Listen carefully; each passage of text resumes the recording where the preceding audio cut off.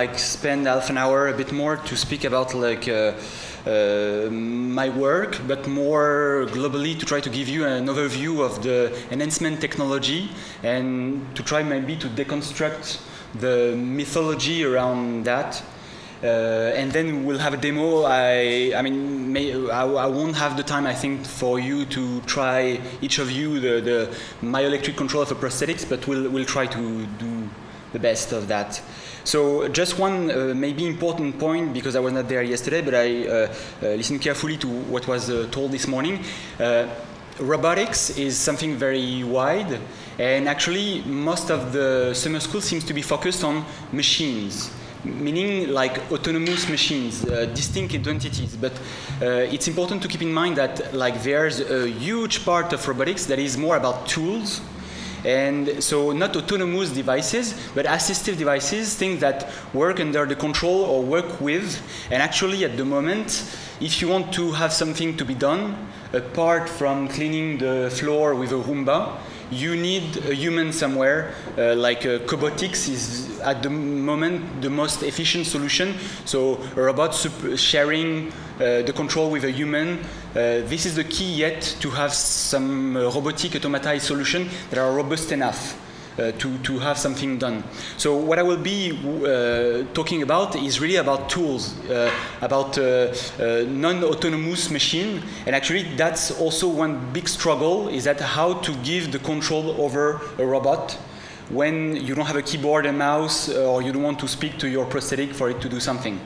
So very quickly, I'm part of a big research facility in Paris that is conducting research in many different fields, like AI, micromanipulation, mobile robotics, and humanoid robotics, and things like that. And I'm part of a team called AGAT for Assistance to Gesture Reapplication to Therapy.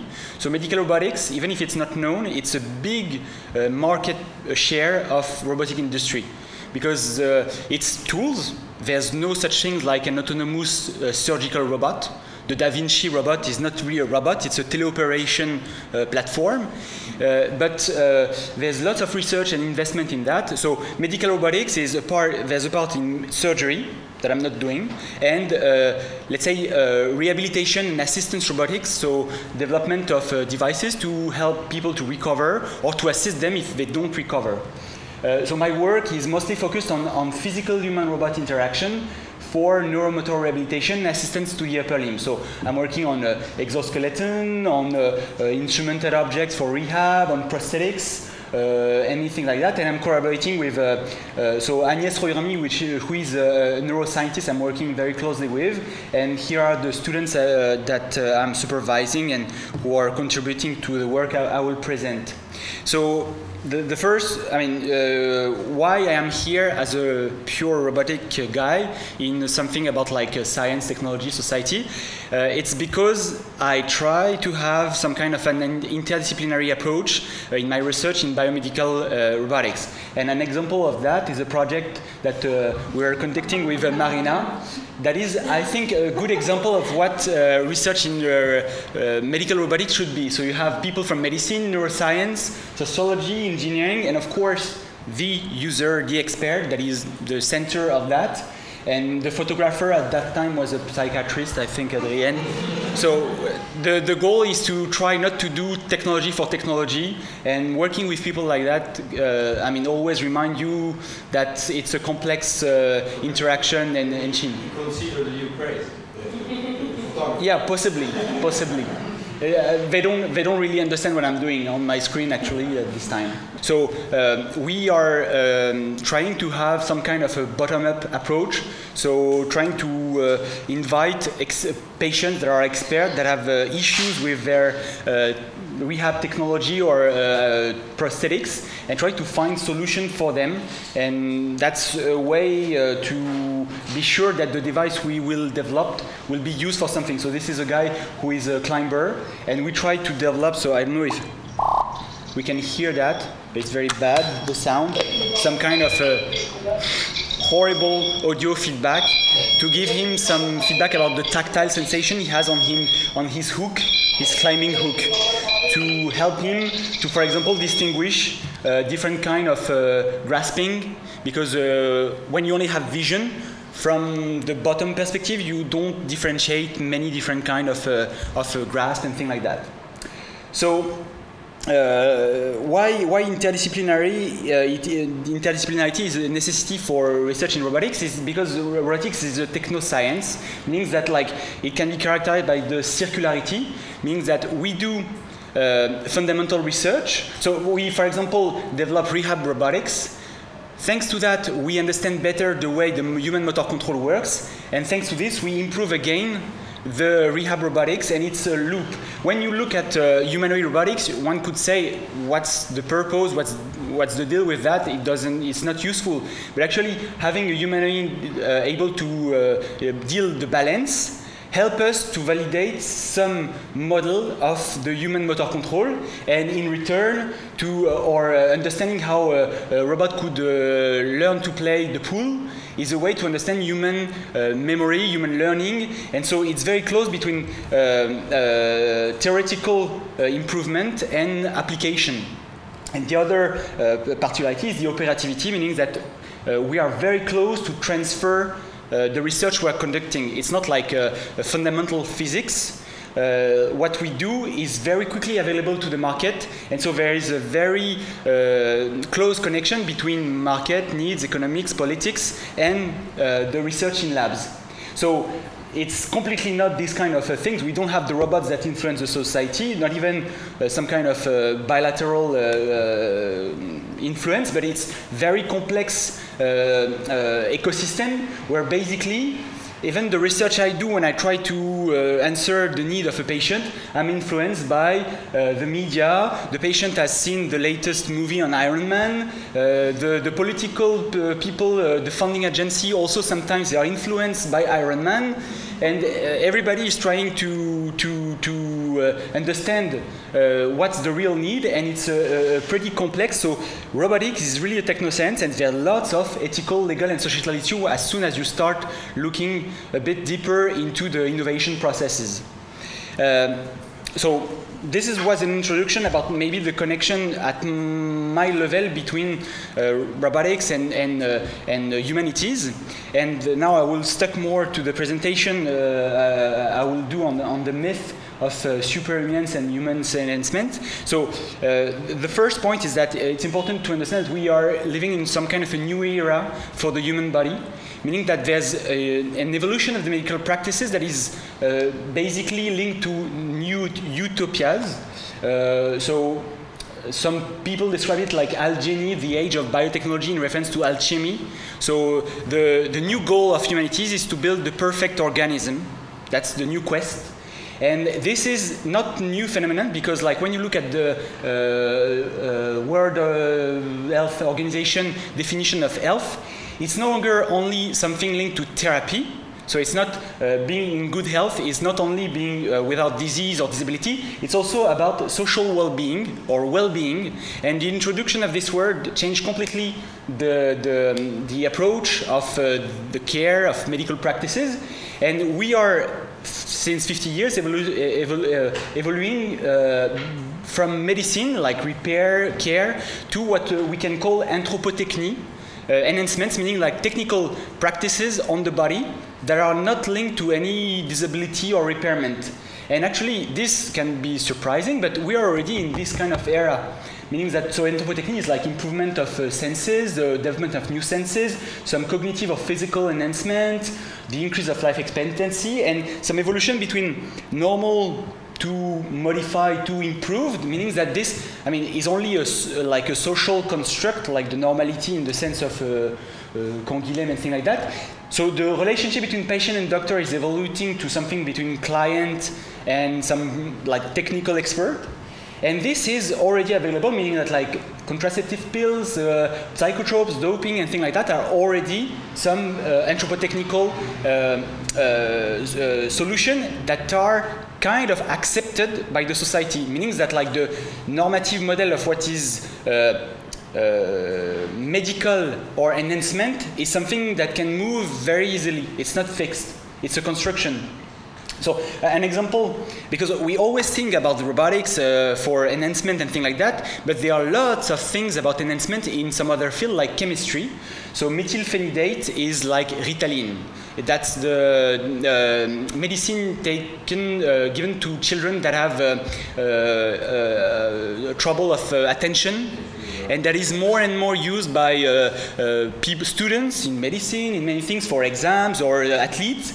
And for example, this was a paper that is a month ago about the effect of Ritalin on chess player. So basically you gain some cognitive capability, but you take twice the time to reflect. So in the end, if it's a time-controlled chess game, this doesn't work, basically. So basically enhancements, improvements are kind of everywhere.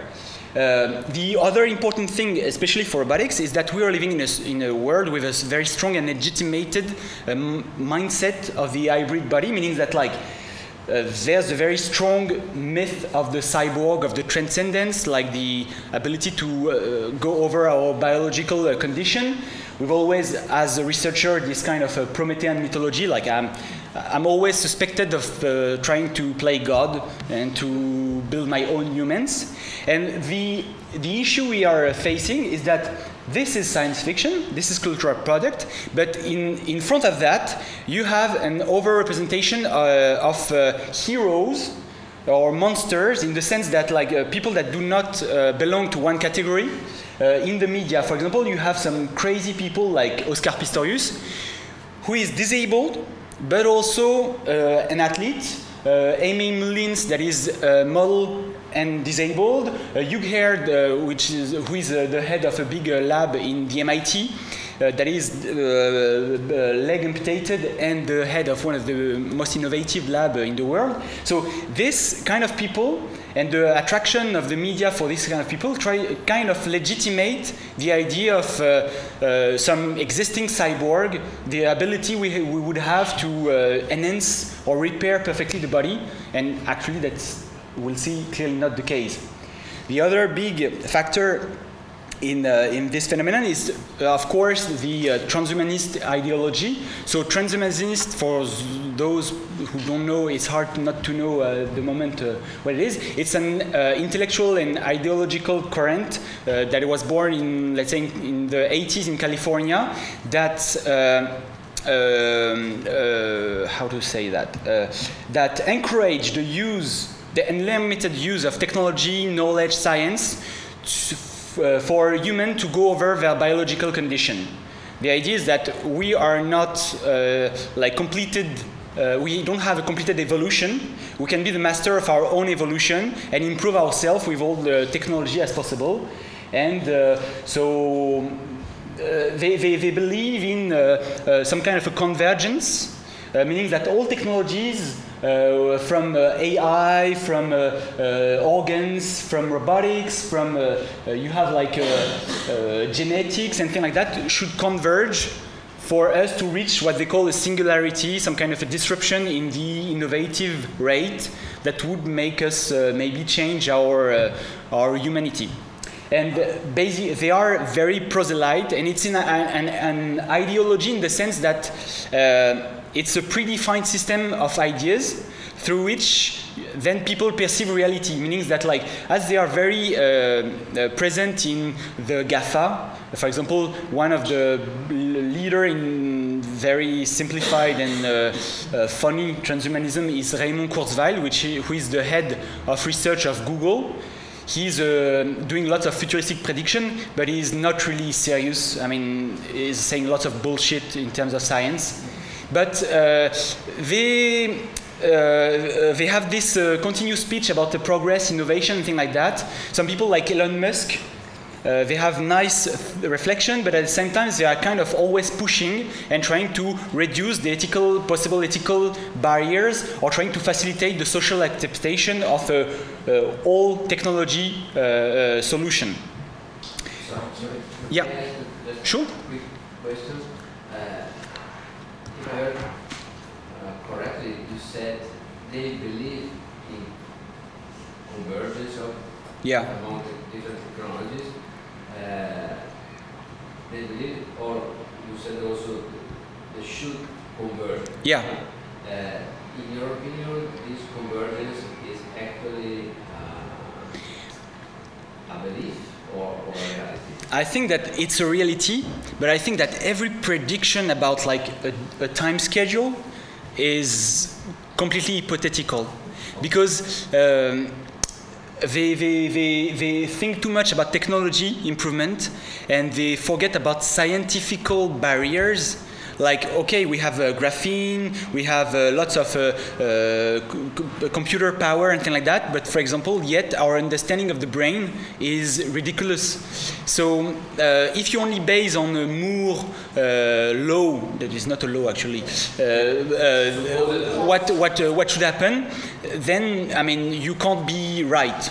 And actually, for example, the recent announcement of Elon Musk about his venture on brain-computer interfaces, no one is saying that he's saying bullshit because he's giving so much money that we should try to fit in what he's proposing. But every scientific are very skeptical about the prediction he's doing. So I really believe in the convergence. There's a lot of jumps of technologies between fields, more and more, but everything about prediction, I have no view on that. Yeah. Just a small question. I discussed well is at a very important position of Google, yeah. which is one or the most important and powerful company of the world. Mm-hmm. But in the same time, you just mentioned that he says a lot of things that are that generate incredulity amongst the scientific community. He says a lot of, I think he said bullshit. Even transhumanists now, they tend to put him aside, yeah. And they have more rigorous way, like the Oxford Institute for the Future of Humanity and things like that. They are trying to. Yes, a university. The Singularity University, but exactly. You know, it's a university like you have to pay I think $100,000 to participate to the university and things like this. My question is, yeah? How do you explain your working in that field? Mm-hmm. How do you explain that such a weird character occupies such an important position? There's many reasons. One is that he's a very good businessman. I mean, one can't argue about that. He considered himself as a futurologist, like a guy making prediction, and he made quite good prediction about some specific things, but he made lots of mistakes too. And then he got a very successful business, I think, in speech synthesizer and things like that. And he got very influential. He was one of the first one also, maybe, I think, in the he was present at the creation of the World Transhumanist Act in the 2001. He wrote many books about that, so he kind of he was there when the media, when the community, when the industry, the new generation of industrial, the Silicon Valley people got more power, and so he was considered as some kind of a leader, opinion leader. But at the moment, he's quite put aside. So, if we, basically, the goal of this presentation is to try to see if there is a reality of superhumans today. So, what is a superhuman? When you look at the dictionary, it's a human being gifted with exceptional intellectual or physical abilities. This word "gifted" is very important. We'll come back to this. So, yet.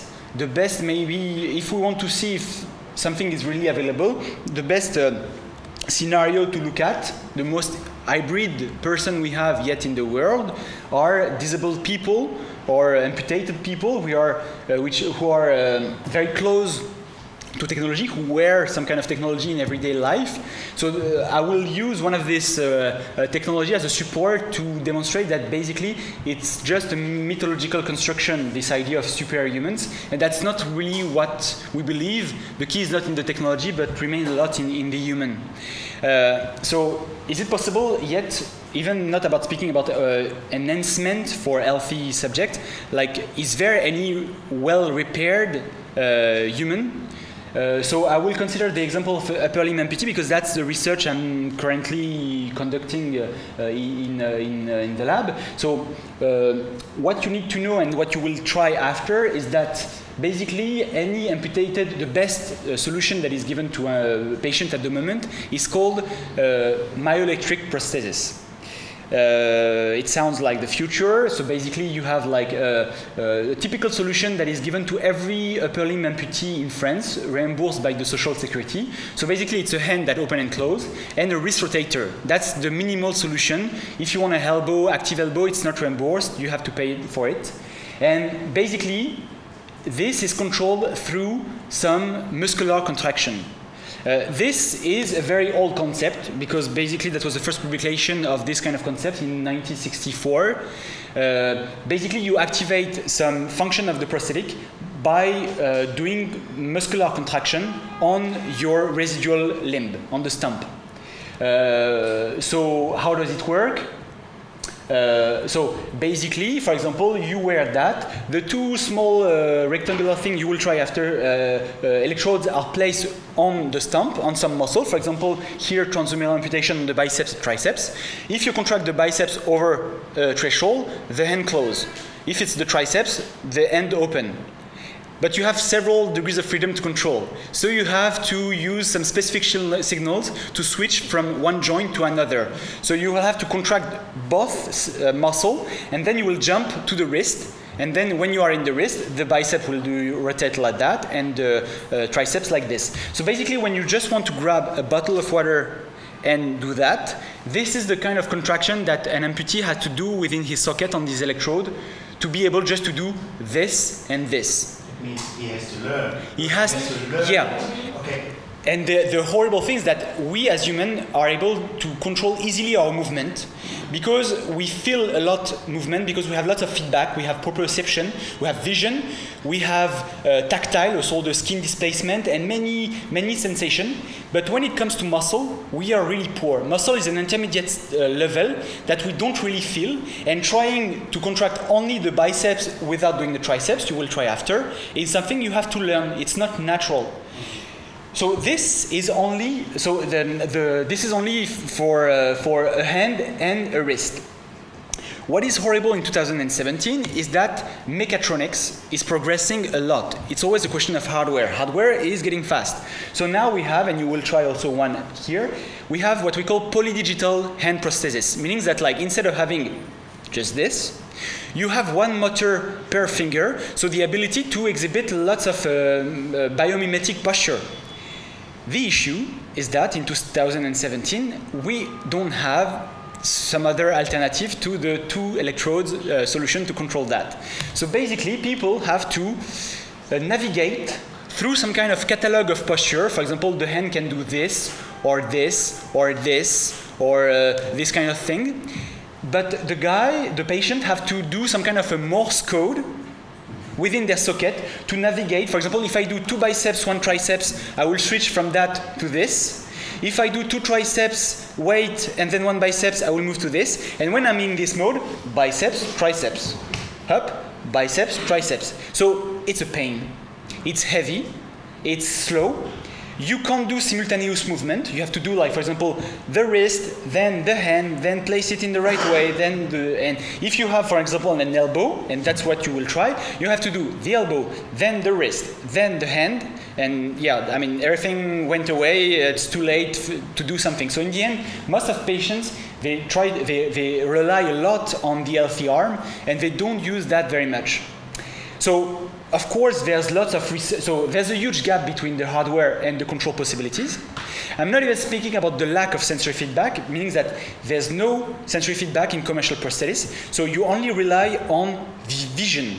And actually, when I'm doing this, if I didn't have touch and force sensing, it would be a pain. I will use sound, for example.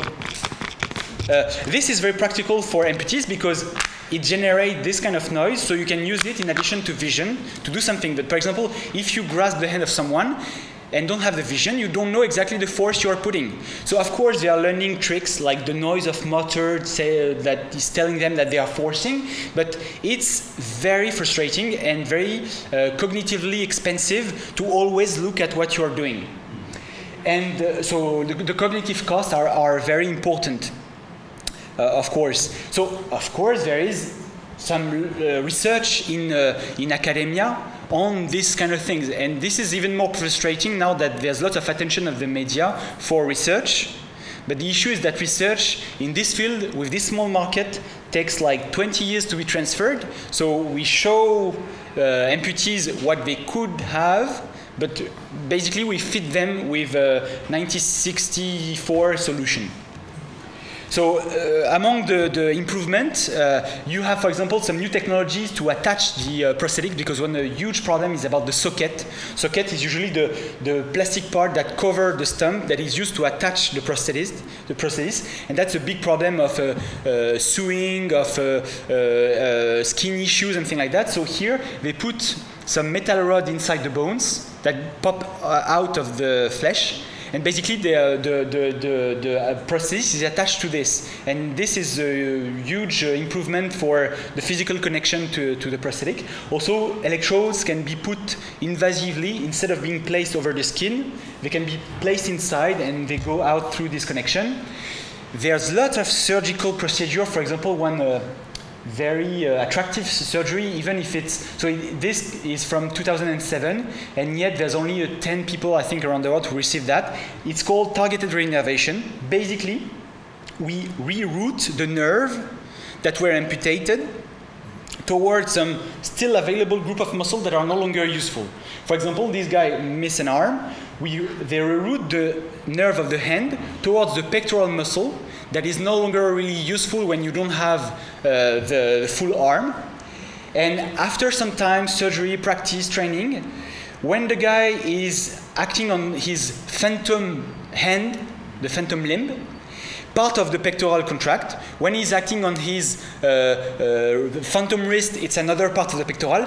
So with this, they create more sight to have more signals than only the two triceps in a way. You can have like 4, 6 different signals and have the possibility of simultaneous control.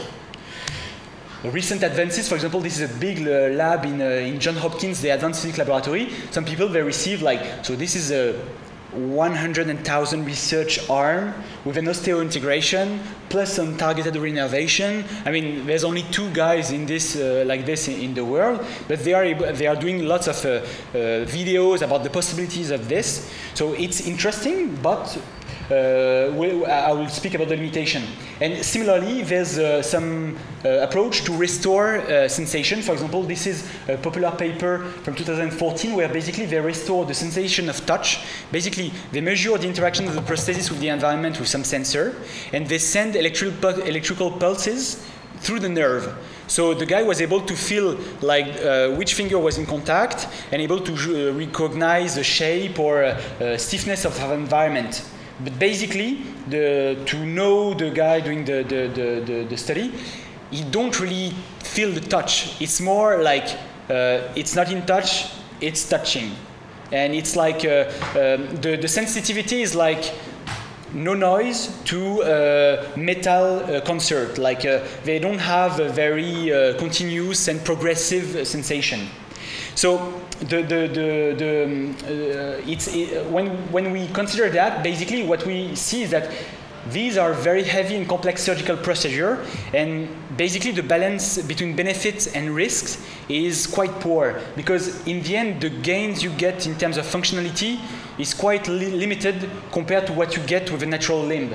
And again, to get some kind of a sensorimotor experience, you need lots of cognitive training and concentration and things like that. So I will go quite fast on that, but lots of research are conducted on machine learning and on what we call pattern recognition. The idea is that we place lots of electrodes and we try to decode basically your intention. You think to your phantom limb.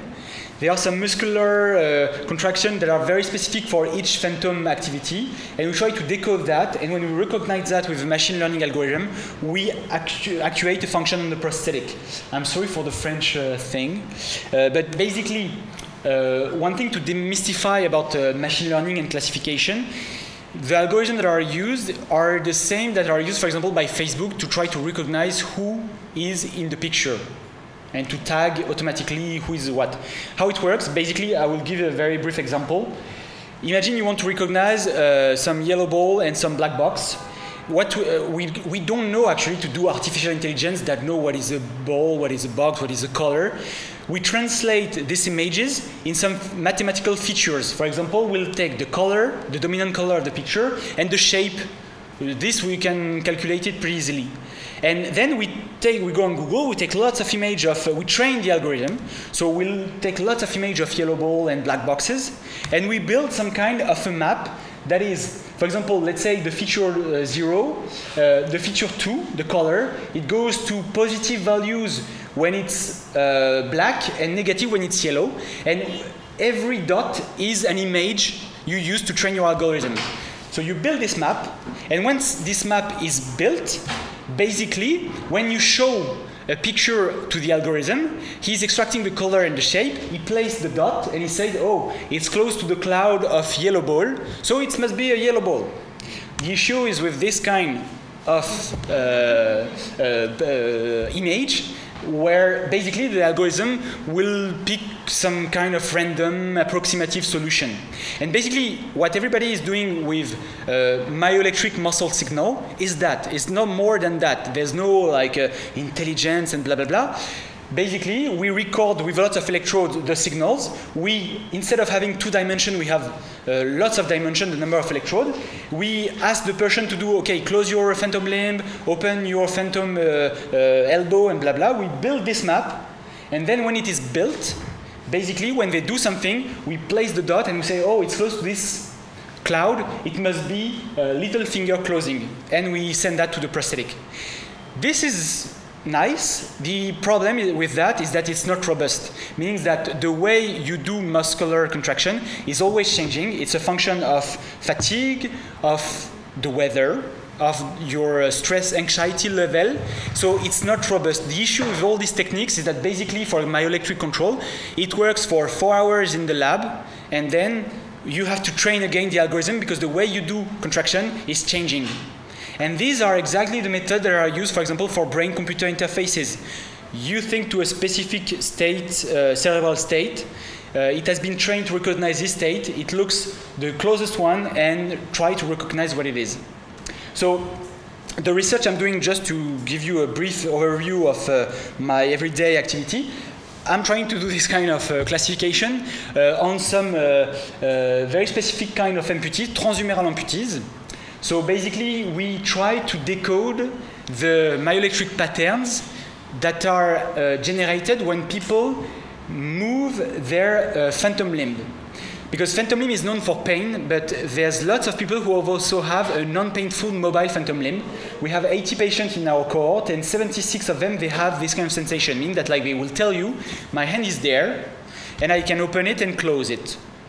And so we are able to decode, like, to find more, up to 20 different movements of the phantom limb, and yet we are able to classify with a successful rate of 80% of rate of on only 6 gestures, hand, wrist, and elbow, but without a big training of the patient. The nice thing with that is that they have to think to their phantom limb, and they don't have to train to do the Morse code with 2 biceps, 1 tricep, and things like this. And the results we have at the moment are this. So for example, this guy is controlling his the prosthetic through his mobile limb. So there's a time delay, but when he's moving his phantom limb, the prosthetic is trying to mimic what the phantom limb is doing for him to have more facilitated control. So again, this is a proof of concept in the lab, and there's lots of work to do to have this robust enough to work in an everyday living. Another thing, another research I'm doing is trying to avoid using these horrible myoelectric signals and rely on the knowledge of human motor control. Basically, we develop movement-based control approaches. Instead of having contraction to generate action on the prosthetic, we use movements because we have lots of degree of freedom in our body, more than the one required to do a task. And actually, the brain tends to couple together joints. When you grasp an object, you think about the hand, and every other joint is coming through. You are not doing then extend the elbow, then orient the hand. Everything is working together. So the idea is to try to model that on some healthy subject. Like we ask some subject to grasp object, and we try to make model of how these joints move according to this one. So then we are able to predict what the prosthetic should do to be natural. And with this, for example, here, the elbow is automatized. You have just to perform the movement with your residual limb, and there is some model of the relationship between the two that automatically control when it's needed, the elbow to make you earn some time. And we are conducting some experiments. For example, this is in Sweden with some osteo-integrated patients. On the left, you have the myoelectric control. So we have to prepare the final posture before going to the target. On the right, you have our control modes that is motion-based, that is more natural, more efficient, and that we work really on reducing the bad compensatory strategies that they develop. Because the prosthetics are so poor that when they try to grasp something, instead of doing this and that, basically they will do this. And this is horrible in terms of fatigue, and basically they have lots of comorbidity, meaning that they ruin quickly the rest of their body by using this kind of strategy. So the goal, one of our goals is to try to limit this kind of thing. To go back to the state of the art, every time I'm presenting things about myoelectric, people will say, yeah, but there's so many advances in brain-computer interfaces. So the key is to go directly in the brain. Actually, it's even worse. These are two very representative studies. So on the left, from 2012, a tetraplegic patient with some electrodes placed in the brain. And basically, she was controlling an arm, but through classification, meaning that like she was trained to exhibit 4 state of mind different, like let's think to simplify, a blue square that smells mint and that is cold, or a red circle very hot that smells pepper. And the algorithm is trained to detect these two different state of mind. And then one is connected to up, the other to down, left and right, and that's how they control the robot. It's not, the patient is not thinking, I'm going to grab this soda and drink it. So in the end, it's very complex, so requires lots of training. Same issue with robustness. So recently there was some improvement. For example, in 2016, there was this research where we were able to decode in real time what the patient was thinking about his limb. He was thinking about closing his limb, and in real time, they were able to decode that. But this requires training and also some very specific invasive technology called ECOG. It's electrocorticography. It's like placing electrodes not over the head with a cap, but over the brain directly. And it's only for people with very severe epilepsy that receive this kind of signal. And with all this solution, we have lots of issues with the physical interface, meaning that we don't know how the brain, will react for a long time. Actually, we know that the brain will slowly reject an external body that is placed into it. And yet we don't know how to solve that. The information exchange is very poor, meaning that is it really useful to have electrodes implanted in the brain to only be able to send commands like up, down, left, right? Maybe we could find some other solution. And of course, the communication is only unilateral, meaning that you only control, you have no feedback about vision, and this is very complex for us humans to do that.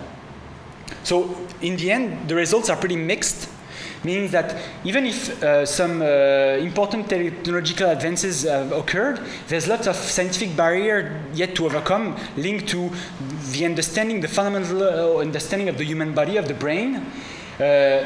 there's lots of complexity, learning time, poor experience, and limited benefits yet for patients. So basically, this technology, they do not offer some enhancement capability, but they need almost superhuman capabilities to function properly, because the concentration you need to activate this kind of system is very important, and there's a lot of patients who quit using this new technology because they are too complex. And this can be generalized to any other devices.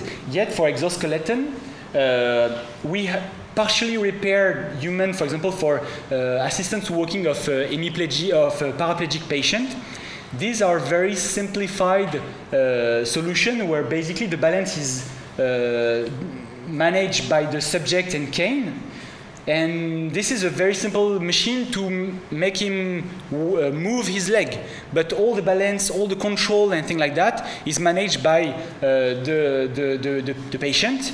And actually the future of exoskeleton, if you know how this one, for example, works, it's a good machine, it's a good device that really answers a need of patients to stand up sometimes and things like this. But it's very simple. You have a watch, you decide, so you wear it when you're on your wheelchair, and with the watch, you select stand up, and as soon as you bend the trunk, it goes up, and you have to stabilize on your own. Then, very stupid design, you have to go back to the watch and select walk, and then as soon as you bend the trunk, it goes automatically to a defined walking pattern.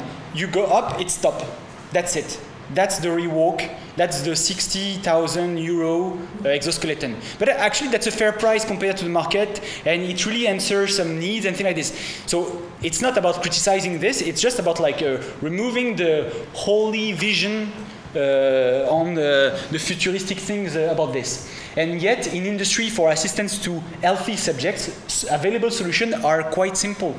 This on the middle from Lockheed Martin is the Mantis exoskeleton is something purely passive. It springs. It's like the Steadicam. So it's something that balances the weight of the tool and that projects the weight back to the floor. But basically, you are in control, and it's purely passive. It's only springs, but it works. So the organs, I'm going to go very quickly, but there are lots of advance, even if these are more devices about survival rather than enhancement. So it's autonomic regulation, like pacemaker, the artificial heart, that is still something amazing, even if the fifth patient died after 3 months. But it's a bioprosthesis. It's a mix of mechanical engineering and animal tissues. It's something very impressive. But these are really about survival and not about enhancement or improvement of any life condition. Sensory substitution that exists at the moment, so for cochlear implants, they are quite developed, but for artificial retinas, it's very simplified. You have a very limited perception. Actually, you have to learn again to perceive things, and again it requires some very important effort. Not the autonomic regulation, because it's the device, you don't have control over it, it's placed there, you don't have to do anything. But for perception organs, then you have to relearn everything. So there are some enhancements for healthy subjects, but they are quite anecdotal. So very trendy things among the biohackers, the grinders and things like that is a TDCS. It's called transcranial direct current stimulation. Basically, you place 2 electrodes, have a little current circulating, and this is supposed to give you a cognitive boost. But there's as many studies saying no, and as many yes. So like a few percentage of ability to solve mathematical problem or visual attention and things like this. And of course, lots of people who try to hack these kind of things in their garage have accident with this kind of technology. But you have more simple devices that kind of give you some enhancement. For example, the belt you see here is something that gives you the sense of orientation. It's a compass belt. You have an electronic compass and some vibrators. And basically, the vibrators that is aligned with the north vibrates every 5 seconds. And the people in Osnabrück who studied that, who wore that for 2 weeks, they developed a very good sense of orientation, meaning that, for example, when they are in the city, they were always integrating their turns because they always know that north is there. They have some kind of absolute direction. Some people have that when they drive, they're able to know like, oh, this road is blocked, I'm going to do right, right, right. But lots of people like me, for example, I'm not able to do this kind of thing. And this apparently gives you this power. You have some funny things like people placing magnets inside their fingers to feel the magnetic fields, but it's very anecdotal. And then for enhancement, again, it's some very simple tools, like you have some orthosis with spring devices that minimize the metabolic cost of walking or running. And something as simple and stupid as a spring like that can enhance you, like in a way that it reduces your energy consumption, and you can save 5% of metabolic cost with just a spring well placed. So enhancement is not always something futuristic with LEDs, neural networks, and things like that. But they remain limited. So a trend yet in robotics is about supernumerary limbs, but this is again lots of fantasy, because in the end it's more about like having cobots, an autonomous robots, but placed over your body, but you don't have the control over that as you would have of your own limb. So it's, I mean, the word limb is a bit misused. So what are, I mean, and I will end on that. And basically, what are the reasons of the origin of this myth, of this big gap between the collective thinking about thought about where we are in the technological progress and the technical reality? One explanation is the existence of human being with some very local superhuman abilities. For example, Oscar Pistorius, with his blade, he's able to run faster than most of the human. But if you see him before or after a race always moving and jumping, it's because if he stops, he falls. Because these devices are only made to run. If he wants to be efficient in some task, it's like a tool. You are better at sculpting marble with a hammer than with your hand. And so if you want to be good at something, you have the specific processes. And this is completely missing the point of the first quality of the human body, that is the versatility. We are able to complete lots of tasks with the same body. So when you sacrifice the versatility, you can gain an enhancement. For example, this very known hand prosthetic from Ottobock is stronger than a human hand, but you can use it only for very big task, heavy load manipulation, but not to do precise things. And so the fact that locally they are efficient, generalized by the media like general performance, make people believe that we are more advanced. It's the same for, you remember when the IBM Deep Blue beat Kasparov to the chess? People believed that computers were smarter than humans. No, they were better locally at this thing, but they completely missed the point of being able to learn a new game, to adapt to different things.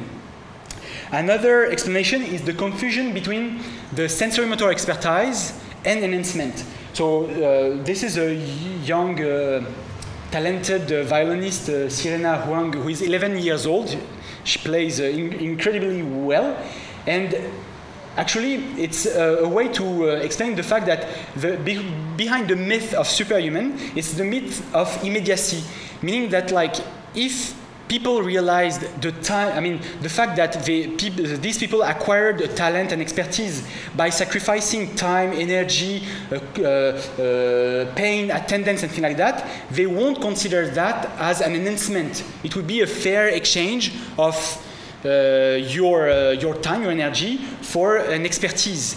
And the fact that the media always present the results and forget about saying that this patient trained for 2 years to get this ability, make people believe that they are superhuman. They are people who directly, thanks to the technology, got it working very well. Another issue is the the society attraction for technology and for progress. We would really like to be more advanced than we are. And this is a very typical example for me. This is a prosthetic developed by a game company called Konami, who has a game called Deus Ex, where one of their characters is amputated. They designed this prosthetic for this player who was amputated. And basically, this has the visual language of the future. But this, I mean, in 2017, you have this kind of a prosthetic that is a purely myoelectric prosthetic. I mean, it's as bad as the 1960 prosthetic, one control of joint, too heavy, lots of issues like that. But you have a docking station for a mini helicopter drone. You have some LCD screen. You have some muscles, some torch laser and LED light. And basically, they give the idea of the future. And if you, look at that very quickly, you can believe that we are living in the cyborg era. And actually, that's just a communication trick.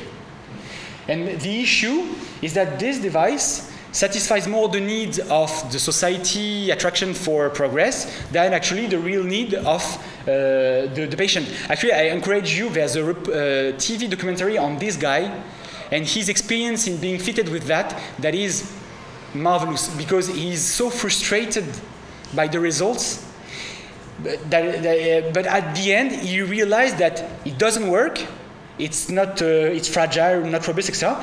But this attracts a lot of people's attention and help him to make again contact with people. And that would be the last possible explanation of this myth, is that more and more some patients are using this kind of mythology to reconstruct some kind of a social identity, to transform the stigma of the disability into something cool, something futuristic. And this is a patient I'm working with who is voluntarily having a very ostentatory, very visible prosthetic. He wants a carbon, black, nothing like a flesh color. He wanted to be seen. And actually, he is playing a lot this game of I'm a cyborg, I'm enhanced, because it's better to be considered like that than being considered as the disabled guy. So, in a way, some patients play this role. They don't tell you about the pain, about the Morse code, and these kind of things. So, in conclusion, there's no robotic superhuman, only virtuosos of the use of their body, of sensory substitution, some athlete, because to learn new body techniques. And so, it's some, like the speech is basically, the key is the human. The superhuman does not exist by the technology, but really by the capabilities of the human. And I will end on that. A very good example of this is there was a competition a year ago we went to with Marina, the Cybathlon, basically a competition for people fitted with cyborg reparation technology. Because Paralympics, they don't authorize active prosthetic. And basically, the games were trying to do activity daily living, like cutting bread, putting some clothes on a hanger, and things like that. And you had amazing teams, like at the bottom, this guy is also integrated. On top of that, it's a guy with lots of pattern recognition, machine learning system. The first one is from Imperial College. He has some very specific sensory feedback and things like this. And the guy who won the competition, but very far away, was this guy, Bob Radossi, who was fitted with a prosthetic, a mechanical prosthetic that was the same like the one used in the 19th century. Very simple, just open and close pinch like this, actuated with a cable attached to the other elbow. So you do that, it closes and open. He didn't even have a wrist supinator, but he was able, in the end, thanks to his body, to the feeling, to the training, to win that. So this is a good example to really emphasize the fact that the patients are the superhumans. And I mean, nothing relies much on the technology. So thank you very much for your attention. And so this is a toy, but the electrodes are real electrodes that are used by patients. So this small, basically you place that over a muscle, it amplifies the signals. When you contract, it goes over 5 volts when you do contract below. This, for example, funny things, it's just an amplifier. It costs 800 euros because it's prosthetic device. Okay, alors. Okay. So one electrode over the flexor, one electrode over the extensor. You can feel them when you do that. The muscle goes stiff, so you can locate them. Okay, so here I tune the threshold. So if you flex, no, the other. Okay, release, flex, release, flex. Okay, flex, more. Okay, extend, flex. So that's basically how you control your prosthetic. You go over a certain muscle threshold, and this generates the function.